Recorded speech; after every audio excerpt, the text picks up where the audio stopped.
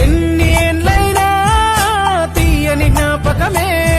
ఈ మానవ జీవన పయనంలో బాల్యం అద్భుతమే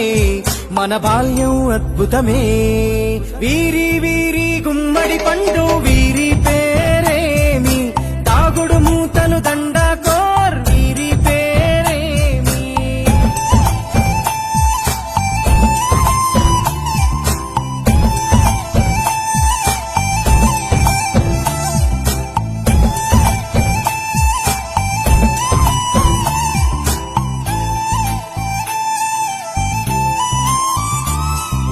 పంటలు పంచి దొంగను ఎంచి రేసాడాడితి మందరమే రేగడి మట్టిని ముద్దగా చేసి బొమ్మరిల్లే కట్టితిమే